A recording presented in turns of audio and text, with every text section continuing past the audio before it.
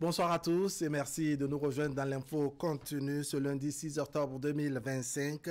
Il y a dans l'actualité les échos de la cérémonie d'investiture du duo candidat de la mouvance à la présidentielle d'avril 2026.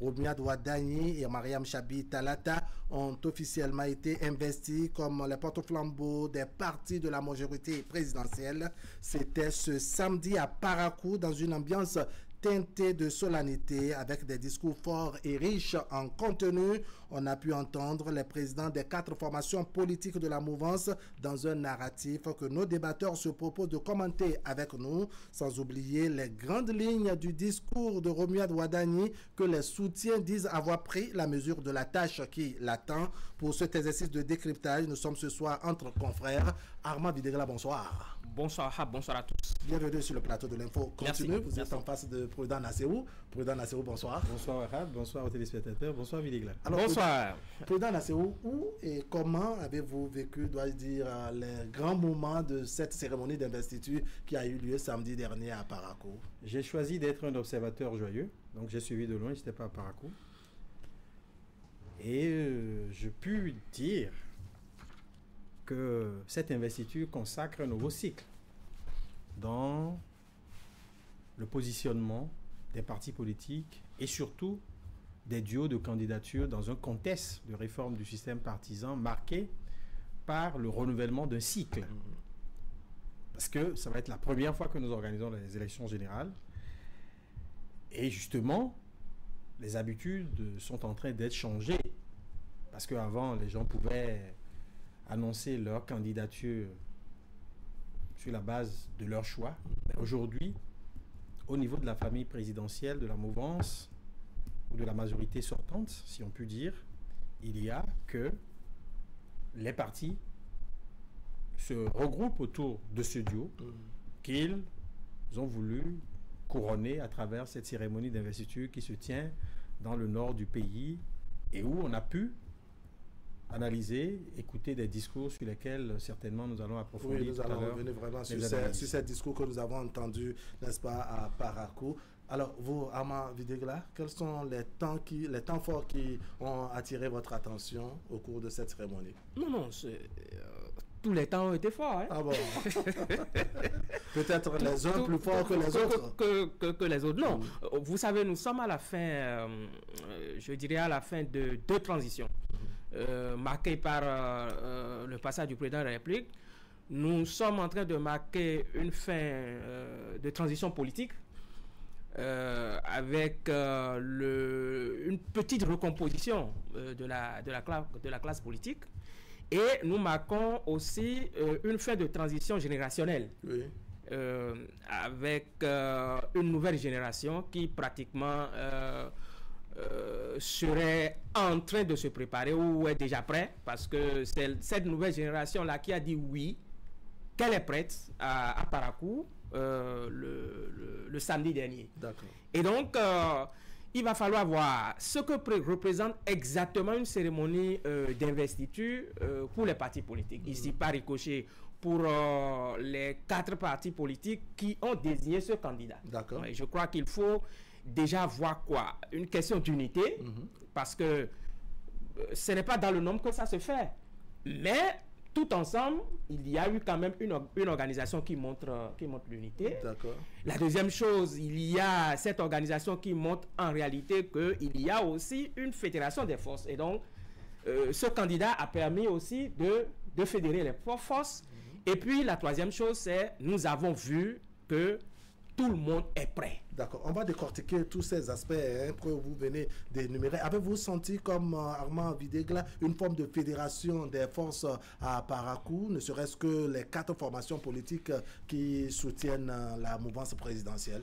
Non, les formations politiques sont dans leur show médiatique. C'est ça. Et ça procède de la réforme au niveau de l'arsenal juridique, au niveau des tests qui gouvernent à présent l'organisation des élections. Et c'est ces tests qui confère aux partis politiques ce rôle de premier choix.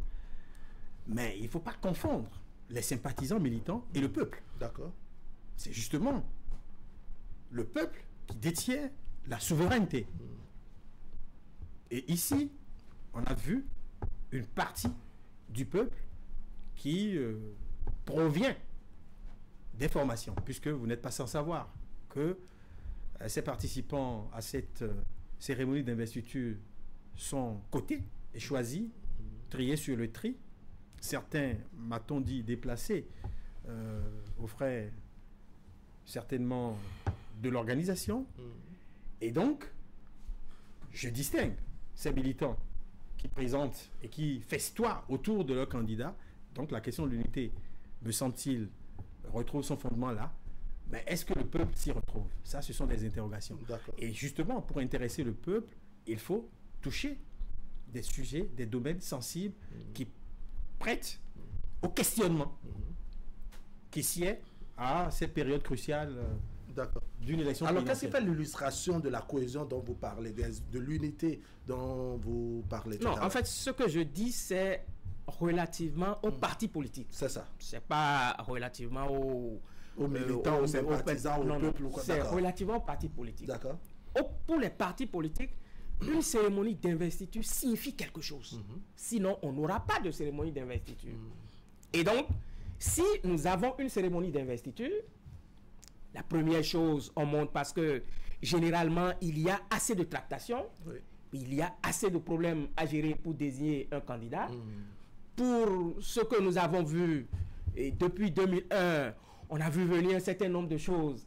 Il y a quand même eu assez d'événements. Et puis après, on a vu que le candidat a roulé, je l'ai dit ici, en roue libre. C'est ça. À un moment donné. Et il était pratiquement seul. Les gens ne le voyaient pas venir, mais il suscitait déjà au niveau des tuyaux que c'est lui, et puis après, véritablement, c'est lui. Ce fut lui. Voilà. Et donc, venir à cette, à cette cérémonie sans faire ce travail, sans montrer ce travail que, effectivement, je n'étais pas seul, mais bon, il y a eu pour que je puisse être là. Si on ne montre pas ça lors de cette cérémonie, c'est qu'on n'a pratiquement rien fait. D'accord. Parce que pour cette cérémonie, on envoie un message. Avant de décortiquer, je dirais, le message qui se trouve dans les différents discours, on se pose la question de savoir pourquoi, pour illustrer à proprement parler, je dirais, cette cohésion, cette unité, on n'a pas désigné, par exemple, quelqu'un pour être le porte-parole des 4 formations politiques qui soutiennent la mouvance présidentielle et que chacun a parlé un peu comme si c'était en rang dispersé. Bon, qu'à cela ne tienne, moi je crois que chaque parti s'est exprimé. Bien avant l'expression de chaque parti, je crois qu'il y a des décisions prises par chaque parti pour la désignation qui ont été quand même lues. Et donc, peut-être que c'est une question d'organisation pour qu'on ne désigne pas une personne au nom de tous. Peut-être que c'est aussi une stratégie pour que tout le monde puisse parler, parce que nous avons vu aussi des relents de talent de certains présidents de partis politiques, des relents de talent de chanteurs. Bon, ce que nous n'avons pas vu. Président Nassero, on se dit, mais s'il n'y avait pas de soucis, si toutes ces formations politiques avaient fait le choix du candidat sans, je dirais, sans anicroche, sans coup de gueule ou mécontentement, qu'on aurait pu désigner, pourquoi pas, un porte-parole de ces 4 formations politiques pour lire, je dirais, le message à Parakou, et on se serait arrêté là. Le niveau d'implication dans la désignation n'est pas le même, et les rôles non plus. Et justement, des discours de ces présidents, on comprend aisément que, au-delà des instances ou des hautes instances, comme cela se dit, il y a que certains partis politiques sont dans des rôles de second plan. Consultation, accompagnement. Et justement, quand on s'en prend au contexte, on peut dire c'est déjà un pas de franchi, même si on est bien loin des modèles qu'on observe ailleurs dans les grandes démocraties, aux États-Unis, ainsi de suite, où l'investiture procède d'une légitimité non pas consensuelle, ou entériné à travers des instances, mais des instances, on va dire, des formations politiques, des formations politiques, mais des groupes plus élargis. D'accord. Ou carrément d'une bataille avec des éliminations qui permettent à un candidat de triompher. On peut donner plein d'exemples au niveau des républicains aux États-Unis, avec Donald Trump qui s'est bataillé avec une dizaine d'autres candidats. On a vu Obama avec Hillary, tout ça. Ça, ce sont des modèles, même en France, où des candidats sont éliminés et le meilleur l'emporte à travers soit des congrès ou des mécanismes internes. Mais ici au Bénin, ce qu'on doit saluer, c'est déjà le consensus qui se dégage parce qu'il y a une unité apparente. Ça, c'est un fait. Et deuxièmement, les partis se trouvent obligés d'endosser ce procédé. Et le candidat ou le duo qui a porté, le candidat qui a porté la voix du duo en est arrivé lui-même à dire que c'est les partis qui l'investissent. Est-ce qu'on est d'accord? Une façon pour lui de dire qu'il fait leur volonté et que cet agenda n'est que l'agenda ou est l'agenda des partis politiques. D'accord. Alors, Armand Videgla, je voudrais maintenant vous écouter sur les discours que nous avons entendus. On va consacrer quelques minutes, n'est-ce pas, à décrypter un peu ces différents discours avant de revenir sur le discours du candidat à proprement parler. On a eu 4 présidents de partis soutenant le duo candidat. Qu'est-ce qui a attiré votre attention? Quel est le message que vous avez pu, je dirais, déceler et de quel président? Et cela vient de quel président? Non, je crois que je vais pas je vais pas appeler de nom, mais ce que j'ai ressenti au fin fond de moi, pour certains, j'ai vu qu'il y a eu un sens de sacrifice. C'est ça. Un sens de sacrifice pour en arriver là. Et l'autre chose, c'est qu'il y a une certaine volonté. Et il y a une certaine volonté d'avoir un candidat quand même consensuel qui fait quand même l'unanimité, même si il y a une unanimité relative. Il y a une unanimité relative. Et donc, pour ces discours, je crois que l'essentiel de ce qui s'est passé ces 10 dernières années et de la projection que nous devons avoir avec le candidat. Je n'ose pas appeler de nom pour qu'on puisse essayer de voir quelque chose par là, mais nous avons aussi vu qu'il y a un président qui a quand même qui nous a quand même égayés en parlant les langues nationales d'une certaine manière, et puis après en chantant d'une certaine manière, qui est aussi on va écouter communication. Alors, pensez-vous que les discours se ressemblaient, ou bien il y a eu c'est clair qu'il y a des discours qui ne transmettent aucune émotion, il faut le dire. On sent que les gens étaient dans, je dirais, la petite satisfaction. Et ça se lit à travers les airs que certains dégageaient. Mais après, il faut saluer quand même le discours du président Diogbenou, qui est patron de la rhétorique. Ça, c'est pas nouveau, on le lui connaît, c'était un bon orateur. Et on a senti de l'émotion à l'entendre parler. Mais après, ça ne suffit pas, le discours d'un président de parti politique dans ce contexte précis, où il faut opérer des choix, où il faut apporter des garanties, il faut donner de l'assurance sur la vision, clairement exprimée. Oui. Avez-vous senti ça à travers ces différents discours? Les partis politiques endossent l'aboutissement du processus. Ça, il faut le reconnaître. Et endossent en même temps le choix. Et le choix. C'est ça. Ils n'ont fait que justifier cela parce que c'était une occasion de plus pour exposer tout le processus qui a conduit là. Et légitimer en même temps le candidat. On peut tirer cette conclusion, non? Ils sont tous restés dans ce rôle. Ils ne pouvaient en être autrement. Certains sont allés loin en déclinant un peu les grandes orientations qui gouvernent le choix et ce qu'on peut appeler l'orientation de politique attendue de ce duo. Mais après, on a besoin d'une certaine cohérence en tout ceci, d'un maillage en tout ceci, et justement la vision ou les premières annonces du candidat. Il faut aussi saluer cette reconnaissance que tous les présidents de parti ont accordée au président de la République. Que le candidat désigné à appeler guide. Et tout ça montre bien qu'aujourd'hui, les partis politiques se voient redevables vis-à-vis du chef de l'État, patron de la réforme du système partiel. Alors, Armand Videegla, est-ce que vous ne notez pas que du début des discours jusqu'à la fin, en tout cas pour les présidents des partis, quel que soit le contenu, on finit par arriver, je dirais, à une même destination, c'est-à-dire reconnaître que, bon, d'une manière ou d'une autre, le candidat a été choisi et qu'il est le porte-flambeau. Désormais, la marche pour sa réélection doit être, je dirais, ce qu'il faut lancer pour que la continuité tamponnée soit concrétisée au soir d'avril 2026. Oui, c'est pourquoi je ne voudrais pas citer les auteurs des discours de nom et tout ça, parce que il y a vous avez bien senti mes filles, vous demeurez. Oui, parce qu'il y a eu toujours un point commun et que nous ne saurons jamais comment est-ce que les choses sont arrivées jusque-là.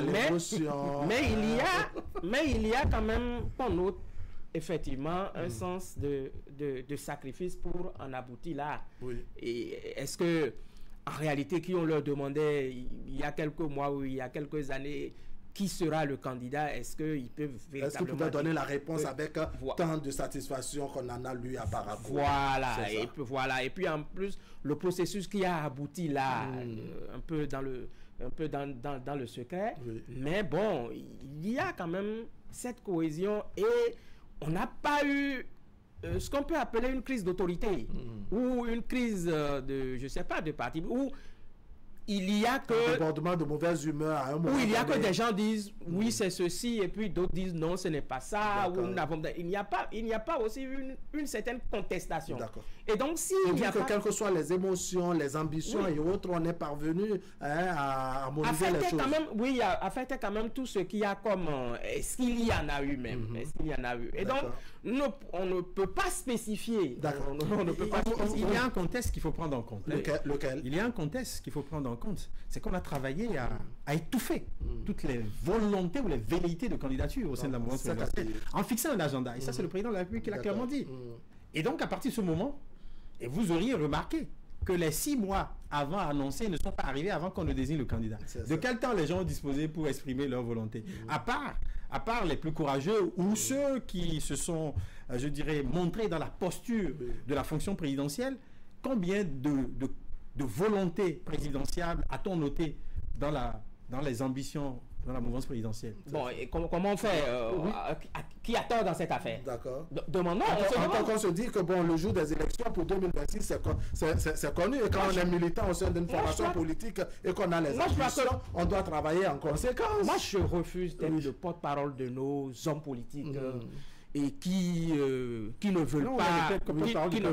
Non, je ne l'ai jamais dit, mais je refuse. D'accord. Parce que les gens ne sont pas courageux. Oui. Il y a une certaine hypocrisie. Les agendas, les calendriers sont connus. Mais ils ont été pris de court. Non, ce n'est pas notre problème. C'est-à-dire que quand vous militez, vous voyez... vous essayez... Non, parler de renoncement, et moi je voudrais savoir... Non. Le renoncement, ça ne vaut pour une personne. Si vous renoncez, ça fait votre problème. Parce que tout est une affaire de bataille. C'est ça. Vous bataillez, vous avez... Faudra-t-il que la bataille soit ouverte? Non, vous avez... Vous faites peut-être un travail pour avoir un courant. D'accord. Et quand vous avez un courant convaincant, c'est que vous avez des gens qui vous suivent. Oui. Mais si en face... Vous n'avez pas ce courant pour influencer. Allez, on va évaluer dans les discussions. Vous n'avez ni poids. Ça m'amène à vous écouter sur le discours maintenant de Romuald Wadani, le candidat donc désigné de la mouvance présidentielle. Il s'est finalement prononcé à Parakou avec plusieurs aspects. Quelles ont été les grandes lignes de son intervention qui ont attiré votre attention? Moi, je crois quand même que c'est un premier exercice. Est-ce réussi, est-ce pas réussi? J'ai pas envie de me prononcer. Mais je trouve quand même que il y a quelques éléments factuels sur lesquels on peut s'attarder. Lesquels? L'émotion, justement, de se réclamer ancien résident de la ville de Parakou, joueur de football sur le terrain. C'est une façon de montrer qu'on est proche du peuple. C'est ça.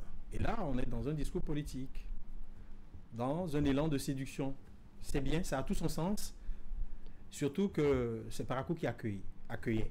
Après, le candidat de la majorité présidentielle a encensé les 4 partis politiques qui ont, d'une façon ou d'une autre, travaillé à lui placer, ainsi qu'à sa colistière, leur confiance. Ça, c'est un fait. Et de façon exceptionnelle.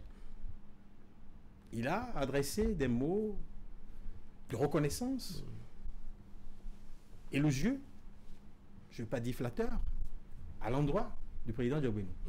Et justement, on peut bien comprendre que le renoncement dont parlait Videgla pourrait se retrouver là, puisque c'est revenu dans le discours de Wadaï. Après qu'il ait fait ces, je dirais, commentaires élogieux, il a parlé de la transition générationnelle entre lui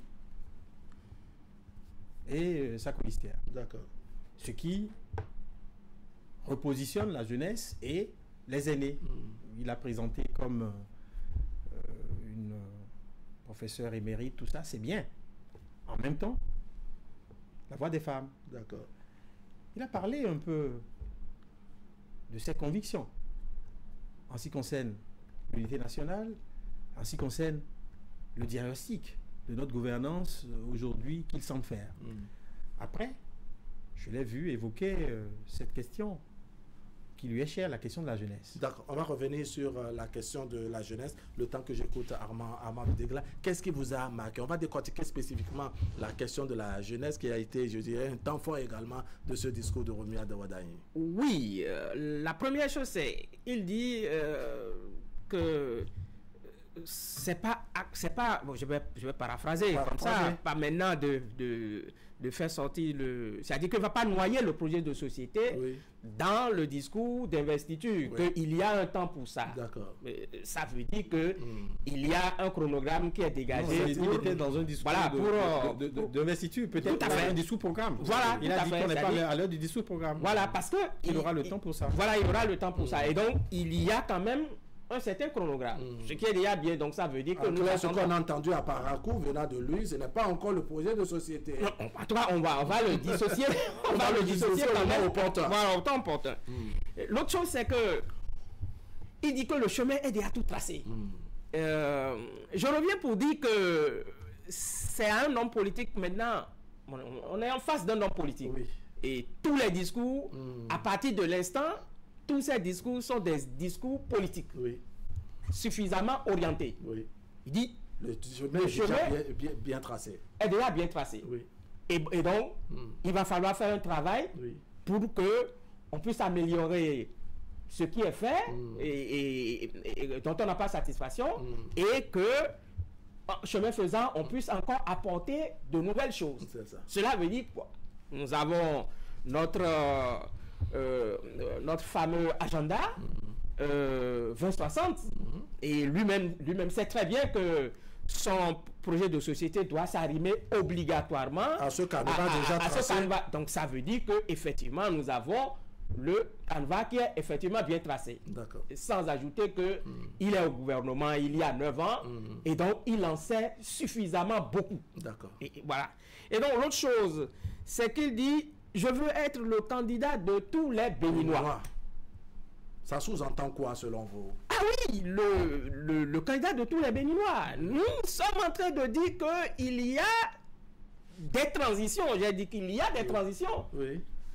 La fin d'époque politique et la fin d'époque générationnelle. Et donc, si la transition générationnelle dont parlait tout à l'heure. Oui, s'il incarne véritablement cette transition et qui s'amorce et que on veut prendre le départ avec lui, il ne sera pas seul à le faire. C'est ça. S'il pense qu'il sera seul à le faire, il va tomber.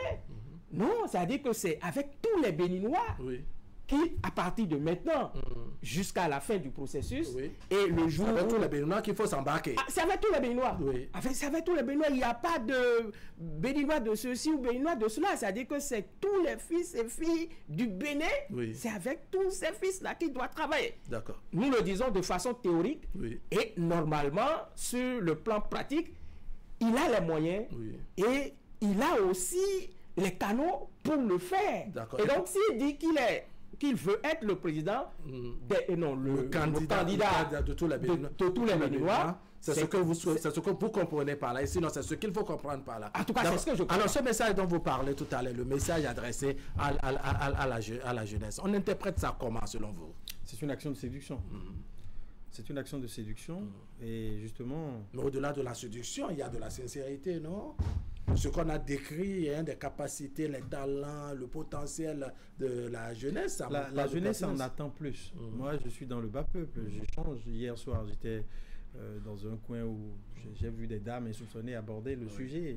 Je sais de quelle façon elles l'abordaient. Elles étaient en couple, mais ça ne les a pas empêchées d'évoquer leurs attentes et surtout leur susceptibilité, parce qu'il y en a suffisamment. C'est-à-dire que finalement, tout le monde attend et attend beaucoup. Naturellement. Et c'est pour ça que ce discours a un peu péché sur les annonces fortes. Évidemment, le candidat nous demande de patienter, on va s'en tenir à son agenda.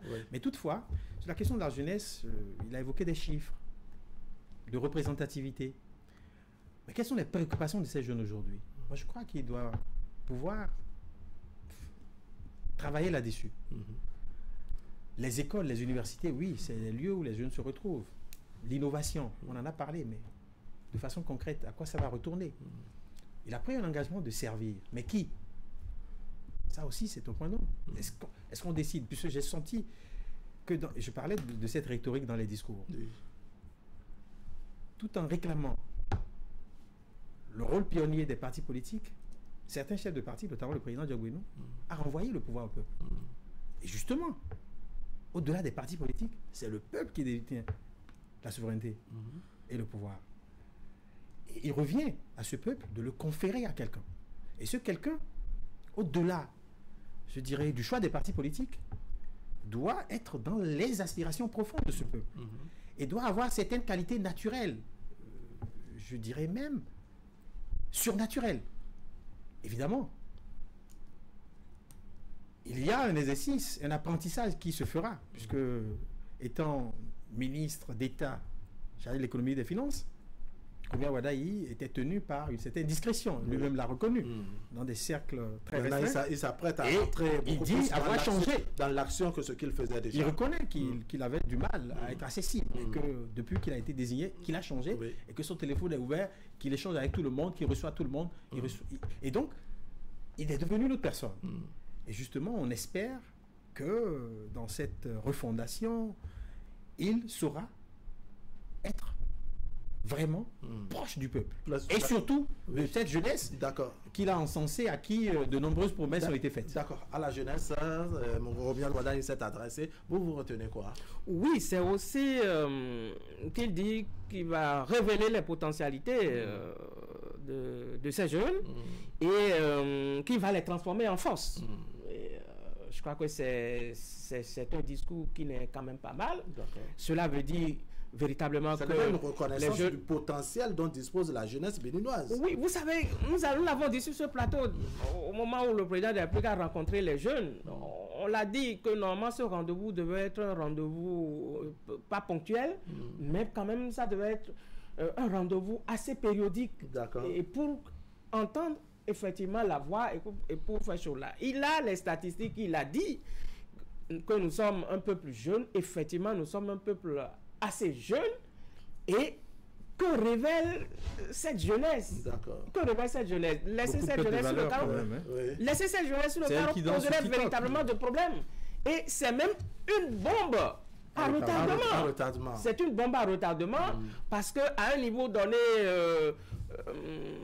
tout peut changer et tout peut changer Mais avez-vous noté, Romuald Wadaye, vraiment prendre la mesure de la situation en l'écoutant à Parakou, lui qui promet, n'est-ce pas, revenir de façon plus détaillée sur ce qui sera, dois-je dire, son programme, sa feuille de route ou son projet de société? Non, l'écouter n'est pas le problème. C'est ce qu'il fait sur le terrain qui est le problème. Est-ce que vous avez au moins senti, je dirais, quelqu'un de bien engagé pour que l'attente sur le terrain soit quelque chose d'effectif? On ne peut pas lui... c'est un homme politique maintenant, moi je peux pas lui... Je ne suis pas un prêtre, mais on ne peut pas lui donner... Vous attendez comment les actions on ne peut pas lui donner la bonne conclusion. L'écoutier est très important pour moi. D'accord. L'écoutier est très important pour moi. Puisque ce qu'il dit l'engage à partir d'aujourd'hui, où il a le manteau d'homme politique à proprement parler. C'est une de ses premières prises de parole publiques dans ce contexte. Et justement, ce discours, on doit pouvoir le réécouter, l'internaliser pour pouvoir suivre ses actions. C'est ça. Je suis entièrement d'accord qu'il a fait des annonces. J'estime qu'il a fait économie en ne s'orientant pas sur quelques actions clés. Mais ça peut venir.